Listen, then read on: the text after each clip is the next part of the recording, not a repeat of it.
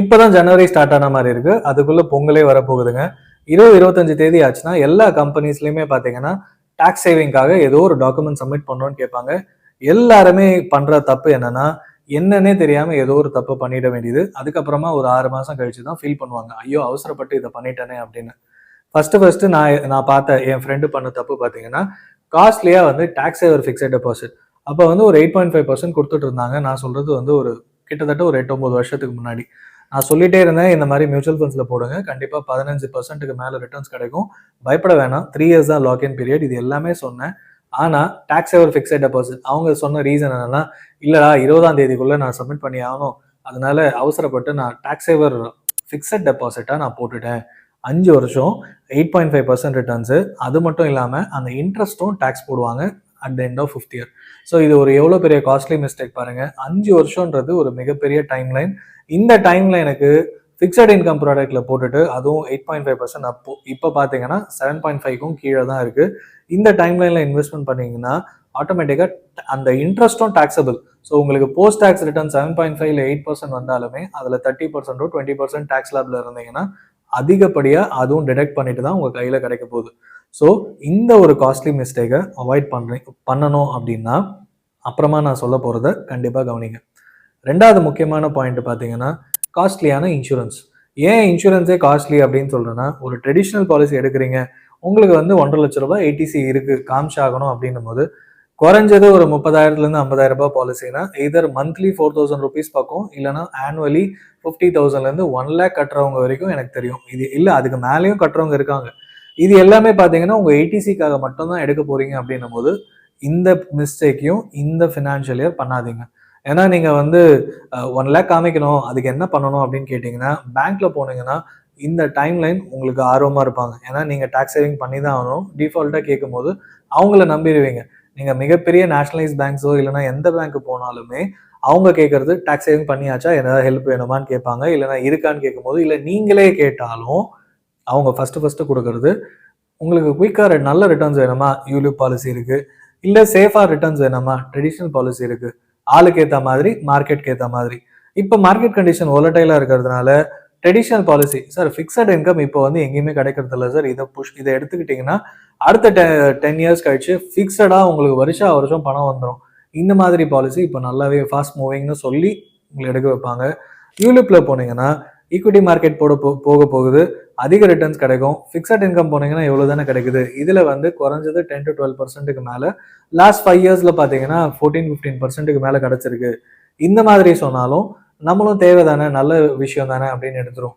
என்னன்னா அடுத்த ஒரு 1 இயர் கழிச்சோ 2 இயர்ஸ் கழிச்சோ இன்னும் நிறைய யூடியூப் வீடியோஸ் பார்க்கும்போது தான் புரிய ஆரம்பிக்கும், ஐயோ அவசரப்பட்டு இந்த பாலிசி எடுத்துட்டோமே, இது வந்து எனக்கு தேவையா அப்படின்றதே நீங்க யோசிக்க ஆரம்பிப்பீங்க. அதுக்கப்புறம் தான் போய் ரிட்டர்ன்ஸை லாகின் பண்ணி செக் பண்ணுவீங்க. அப்பதான் தெரியும் இதோட ரிட்டர்ன்ஸ் வந்து அவங்க சொன்ன ப்ராமிஸ் பண்ணதை விட ரொம்பவே கம்மி. இது வளர்றதுக்கு இன்னொரு 5 வருஷம் நான் கண்டினியூ பண்ணி ஆகணும், அதுக்கப்புறமாவும் ரிட்டர்ன்ஸ் வருமானது கொஸ்டின் மார்க் தான். ஏன்னா இன்சூரன்ஸை பொறுத்த வரைக்கும் 8-9% ஃபர்ஸ்ட் 3 இயர்ஸ் வந்து எக்ஸ்பென்ஸ் ரேஷியோ டிடக்ஷன் ஆகிடும். 6th இயர்ல 4th 5th இயர் பார்த்தீங்கன்னா குறைஞ்சது 6-7% இருக்கும். 5th இயருக்கு மேற்பட்டு தான் உங்களுக்கு 4-5% இருக்கும். ஸோ உங்களுக்கு ரிட்டர்ன்ஸ்ன்னு பார்த்தீங்கன்னா மியூச்சுவல் ஃபண்ட்லேயே 15% தான் சொல்றாங்க. அப்போ 15% தான் இவங்க கொடுக்குற 8-9% சார்ஜஸ் போய் உங்களுக்கு ஃபண்டு வளருது 5-6%. அதுவுமே பியூர் எக்விட்டியாக இருந்தால் மட்டும்தான் நடக்கும். அப்போ ஆட்டோமேட்டிக்காக உங்கள் ரிட்டர்ன்ஸு கம்மியாக தான் இருக்கும். அவங்க ப்ராமிஸ் பண்ணுறது இல்லை காமிச்சது ரிட்டர்ன்ஸ் எல்லாமே வந்து பியூர் ஈக்விட்டி அதிக ரிட்டர்ன்ஸ் காமிச்சிருப்பாங்க. அந்த எக்ஸ்பென்ஸ் ரேஷியோ எடுத்துட்டு பார்த்தீங்கன்னா தான் ஆக்சுவல் போர்ட்ஃபோலியோ ரிட்டர்ன்ஸ் தெரியும்.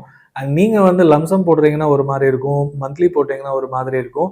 இவ்வளோ டீட்டெயில்ஸ் வந்து உங்களுக்கு சேல்ஸ் பண்ணுற அந்த பர்சனுக்கு விஷயம் தெரியுமா, நீங்கள் போகிற பேங்க்கோட ரிலேஷன்ஷிப் மேனேஜருக்கு விஷயம் தெரியுமான்றது அகெயின் ஒரு கொஸ்டின் மார்க்.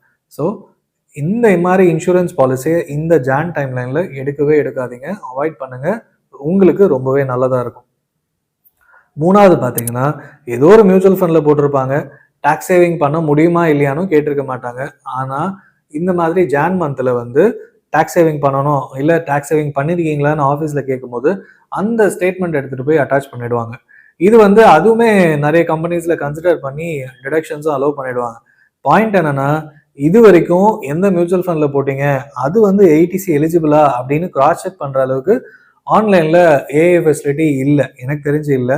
போக போக யாரெல்லாம் மியூச்சுவல் ஃபண்ட் கொடுத்துருக்காங்களோ அது வந்து ஏடிசி கவர் ஆகிற டாக்ஸ் சேவர் மியூச்சுவல் ஃபண்டில் தான் இருக்கா அப்படின்னு பார்க்குற ஃபெசிலிட்டி வந்துச்சுன்னா கண்டிப்பாக நீங்கள் மாட்டிப்பீங்க. ஏன்னா ₹1,00,000 வந்து டாக்ஸ் சேவர் மியூச்சுவல் ஃபண்டில் போடாமல் ஏதோ ஒரு மியூச்சுவல் ஃபண்டில் போட்டதை கணக்கு அமைச்சிருந்தீங்கன்னா கண்டிப்பாக வந்து ஏன் பண்ணலைன்னு சொல்லிட்டு பெனால்ட்டி போடுறதுக்கான வாய்ப்புகள் இருக்குது. அண்ட் இப்போ பார்த்தீங்கன்னா லாங் டேர்ம் ஈக்விட்டி ஃபண்டுன்னு நிறைய டாக்ஸ் சேவர் மியூச்சுவல் ஃபண்ட் இருந்தது. அது எல்லாமே யூனிஃபார்மாக இஎல்எஸ்எஸ் ஆர் டாக்ஸ் சேவர் மியூச்சுவல் ஃபண்ட் கிளாரிட்டி கொண்டு வந்துட்டாங்க. ஸோ நீங்கள் தெரியாமல் பண்ணிட்டேன் அப்படின்றத இனிமேல் சொல்லவும் முடியாது. ஸோ இது வரைக்கும் இந்த மாதிரி தப்புகள் பண்ணியிருந்தீங்கன்னா இந்த தப்பை இந்த வருஷம் அவாய்ட் பண்ணிடுங்க. இன்வெஸ்ட்மெண்ட் பண்ணணும், டாக்ஸ் சேவிங் பண்ணணும் அப்படின்னா டாக்ஸ் சேவர் மியூச்சுவல் ஃபண்டை கண்டிப்பாக ஃபாலோ பண்ணுங்க. ஸோ இது எல்லாமே காஸ்ட்லி இன்வெஸ்ட்மெண்ட் மிஸ்டேக்னு சொல்றதுக்கான ரீசன், இந்த ஒரு ஈஸி வழியை ஃபாலோ பண்ணீங்கன்னா, டாக்ஸ் சேவ் பண்ணீங்கன்னா நீங்களும் மிகப்பெரிய ஒரு கோடீஸ்வரர் ஆக முடியும். வேற எதுவுமே வேணாங்க. நீங்க உங்க பசங்களோட படிப்புக்கு தனியா, கல்யாணத்துக்கு தனியா அப்படின்லாம் யோசிக்க வேணாம், ரிட்டையர்மெண்ட் பிளானிங் யோசிக்க வேணாம். உங்களோட டாக்ஸ் சேவிங்கை மட்டுமே இந்த வழியில ஃபாலோ பண்ணீங்கன்னா போதும். அது என்னன்னா, வருஷத்துக்கு ₹1,50,000 ஐடிசியில் காமிச்சா எக்ஸம்ஷன் உண்டு. ஆஸ் ஆஃப் நோ இந்த வருஷம் படி பட்ஜெட்டில் இன்க்ரீஸ் ஆகுதான்றதை போக போக பார்ப்போம். அது கூடிய சீக்கிரம் தெரிஞ்சிடும். ஸோ மாதத்துக்கு வந்து ₹12,500 அப்படின்ற கணக்குலையோ இல்லை வருஷத்துக்கு ₹1,50,000 அப்படின்ற கணக்குலையோ நீங்கள் வந்து உங்கள் பசங்களோட டியூஷன் ஃபீஸ் காமிக்கலாம், இன்சூரன்ஸ் காமிக்கலாம், என்ன வேணால் காமிக்கலாம். இது எல்லாமே ஏடிசி தான். இதெல்லாம் தாண்டி இதெல்லாம் நான் வந்து ஸ்டாப் பண்ணிட்டேன், எல்ஐசி இல்லைனா இன்சூரன்ஸ்லாம் நான் ஸ்டாப் பண்ணிட்டேன் அப்படின்னு யோசிச்சிங்கன்னா, இல்லை போடவே இல்லை அப்படின்னாலும் சரி, குறைஞ்சது 12,500 per month, வருஷத்துக்கு ₹1,50,000 வந்து இஎல்எஸ்எஸ் ஆர் டாக்ஸ் சேவர் மியூச்சுவல் ஃபண்ட்ஸில் இன்வெஸ்ட்மெண்ட் பண்ணுங்க. நீங்கள் 30 வயசில் இருக்கீங்க அப்படின்னா அடுத்த 28 வருஷம் 58 வயசில் ரிட்டையர்மெண்ட் அந்த பீரியட். சரி, இந்த வருஷத்துக்கு நான் வந்து ஃபிக்ஸட் இன்கம்னா எனக்கு தெரியும் இவ்வளோ வரும்னு, ஆனால் மியூச்சுவல் ஃபண்ட்ஸில் நம்பி இன்வெஸ்ட்மெண்ட் பண்ணலாமா அப்படின்னு யோசிக்கிறீங்க அப்படின்னா லாஸ்ட் 28 இயர்ஸ் ரெக்கார்ட் எடுத்துப்போம். ஃபியூச்சரில் இதே பர்சன்டேஜ் வேணாம், சேஃபான ஒரு பர்சன்டேஜ் கால்குலேட் பண்ணிங்கன்னா உங்களுக்கு தெரியும் எவ்வளோ வரப்போகுதுன்னு. அந்த 3 ஸ்கீமை பற்றி நான் இப்போ ஷேர் பண்ணுறேன். அதே மாதிரி ஃபியூச்சருக்கு இதிலே நீங்கள் கண்டினியூ பண்ணலாம். அப்படி இல்லைன்னா வேற டாப் பர்ஃபார்மிங் பெஸ்ட் டாக்ஸ் சேவர் மியூச்சுவல் ஃபண்ட்ஸ்னு தேடினீங்கன்னா கிடைக்கும், அதில் கூட போடலாம். ஹெச்டிஎஃப்சி டாக்ஸ் சேவர் ஃபண்ட், அதுக்கப்புறம் பார்த்தீங்கன்னா SBI tax saving mutual fund, Sundaram tax savings fund. இந்த 3மே பார்த்தீங்கன்னா கிட்டத்தட்ட 28 வருஷமாக இருக்குது.